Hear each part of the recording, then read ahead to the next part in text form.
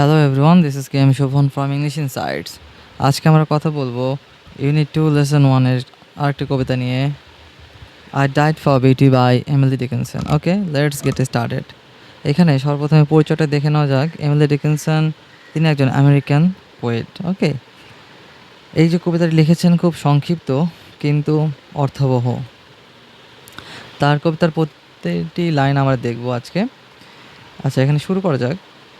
বলা হচ্ছে I died for beauty, I died for beauty, আমি সৌন্দর্যের জন্য মারা গিয়েছিলাম। আই ডাইড ফর বিউটি, আমি সৌন্দর্যের জন্য মারা গিয়েছিলাম। বাট ওয়াজ এ স্কেয়ার্স, মানে এই মাত্র যে মানে সাময়িক সময়ের একটা ঘটনা। Adjusted in the tomb, tomb বলতে কবরকে বোঝানো হচ্ছে যে কবরে কেবলমাত্র আমি একটু অ্যাডজাস্ট করে নিচ্ছি।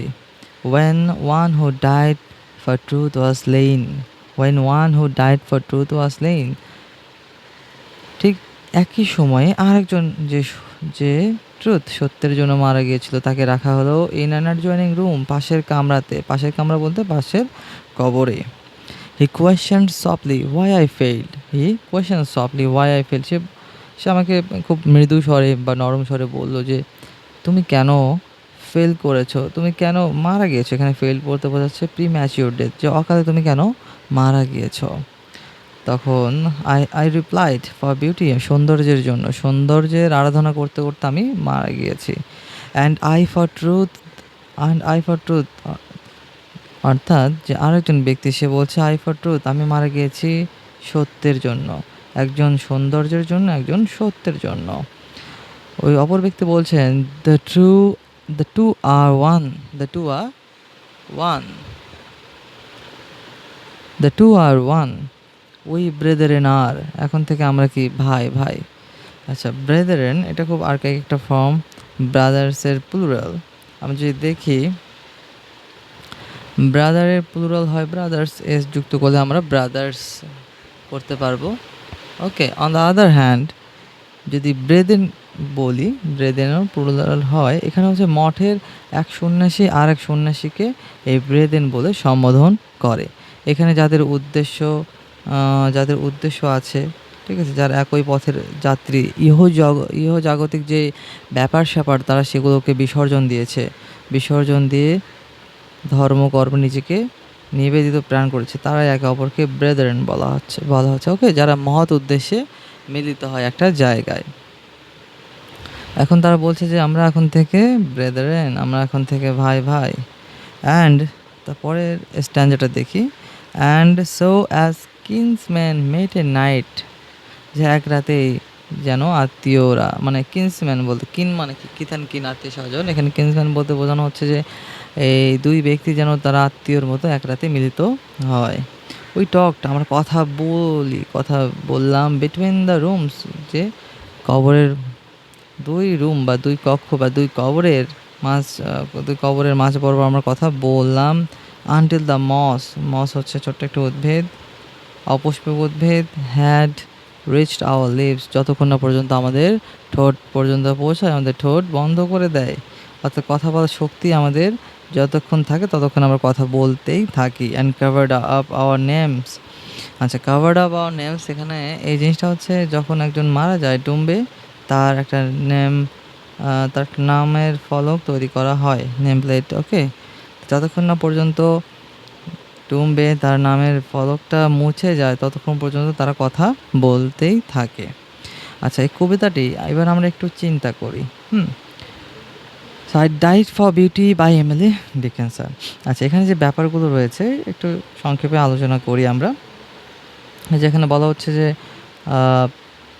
হচ্ছে for beauty and I for truth, যে বিউটি এবং ট্রুথ একই রকম ব্যাপার। এই বিউটি এবং ট্রুথ এটা নিয়ে রোমান্টিক পোয়েট জন কিটসের একটি বিখ্যাত কোটেশন রয়েছে, কবিতার লাইন রয়েছে, beauty is truth, truth beauty, beauty is truth, truth beauty, যে সত্যই সুন্দর, সুন্দরী সত্য।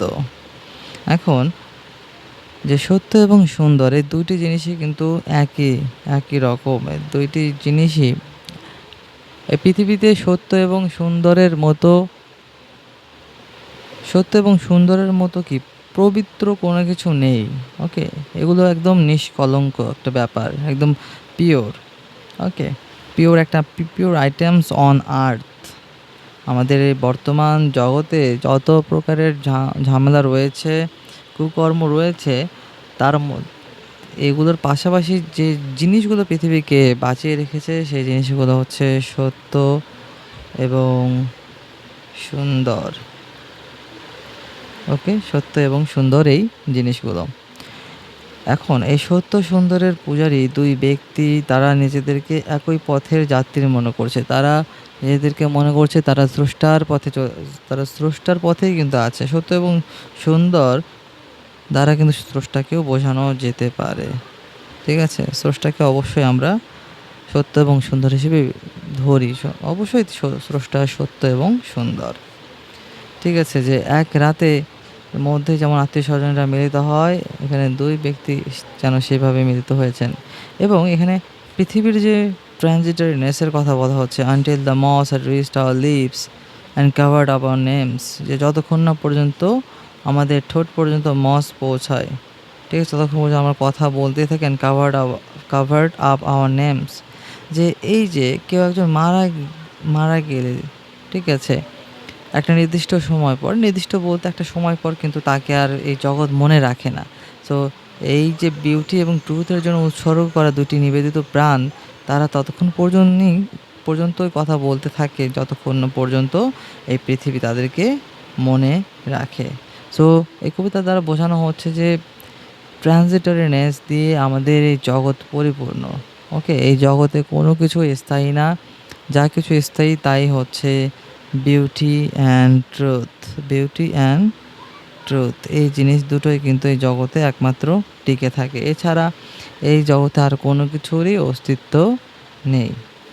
সো এই কবিতাটি তোমরা ভালো করে পড়বে, যারা এসএসসিতে আছো চিন্তা করবে, নিজেরাও চিন্তা করবে।